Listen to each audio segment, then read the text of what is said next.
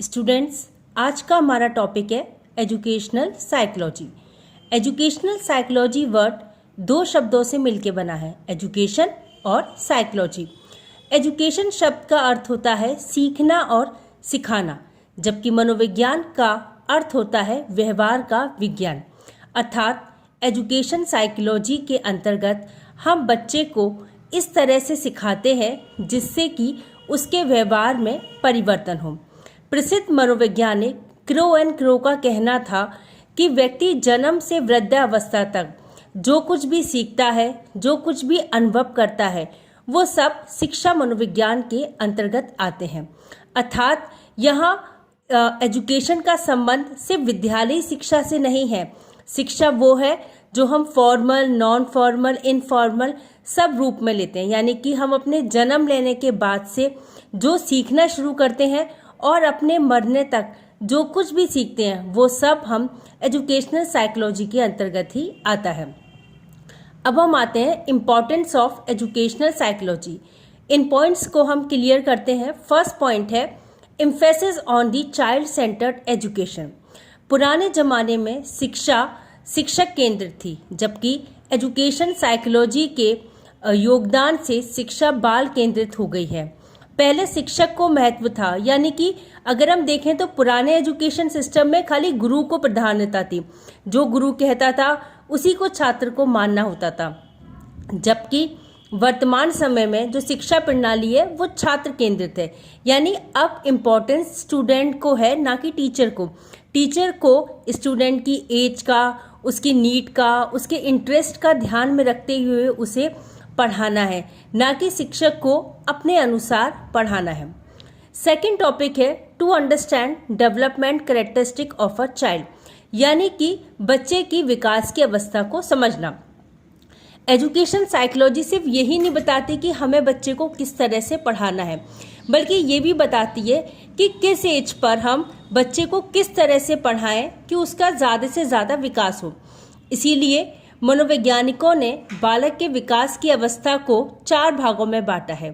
पहली होती है इन्फेंसी स्टेट, जो जन्म से 5 वर्ष तक होती है, जिसमें कि बच्चा अपनी माँ से, अपने परिवार से और प्राइमरी एजुकेशन लेता है। फिर आती है चाइल्डहुड, जो कि 5 वर्ष से लेकर 12 वर्ष की अवस्था होती है। ये वो अवस्था है जिसमें छात्र विद्यालय जाता है, सीखता है। यहाँ उसकी पढ़ाई जो होती है वो ना केवल शिक्षक के द्वारा बल्कि वो अपने साथियों द्वारा, स्कूल में कराई जाने वाली विभिन्न क्रियाओं विधियों के द्वारा भी सीखता है। थर्ड स्टेज आती है एडोलेसेंस, जो कि 12 से 18 साल की अवस्था होती है।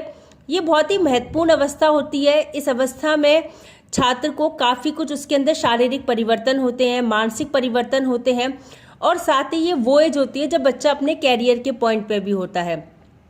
तो पढ़ाई की दृष्टि से हम इस एज को बहुत इम्पॉर्टेंट मानते हैं, क्योंकि इस एज में बच्चे की डिसाइड होता है कि वो किस कैरियर को चुनेगा, किस फील्ड में आगे जाएगा।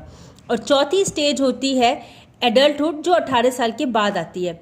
हम एजुकेशन साइकोलॉजी हमें बताता है कि जैसे कि हम बच्चे को पढ़ाते हैं वैसे हम एडल्ट को नहीं पढ़ा सकते, जैसे एडल्ट को पढ़ाते हैं वैसे एडोलेसेंस को नहीं पढ़ा सकते।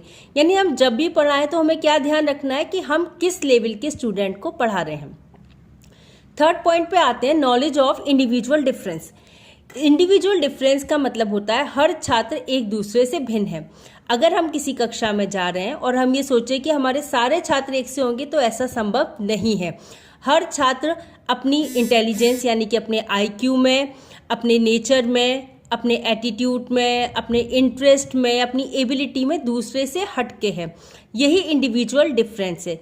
शिक्षक को क्लास में जाते वक्त ये ध्यान में रखना चाहिए कि मेरी क्लास का हर बच्चा अपने आप में अलग है। हो सकता है कि कोई स्टूडेंट एक बार में उसकी बात समझ ले और किसी स्टूडेंट को 2 बार में उसकी बात समझ में आए।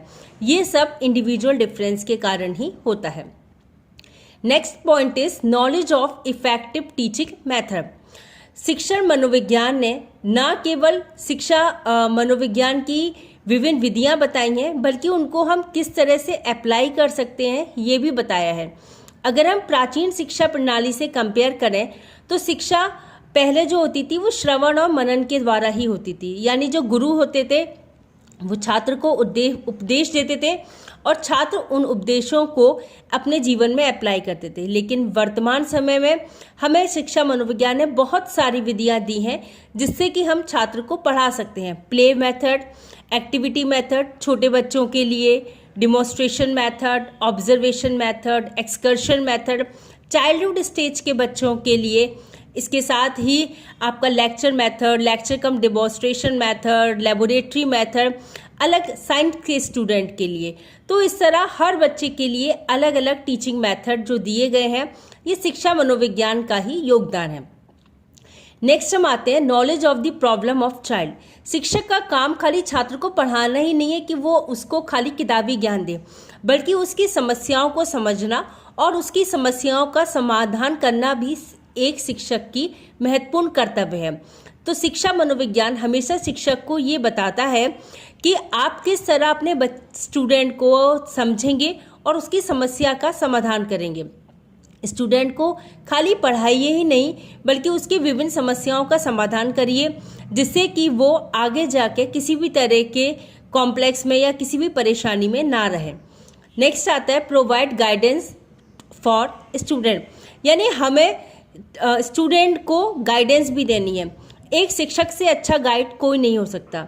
हमें उसे बताना है कि वो किस क्षेत्र में ज़्यादा माहिर है, उसकी योग्यता किस में है, वो किस क्षेत्र में जा सकता है, उसकी क्या एबिलिटी है।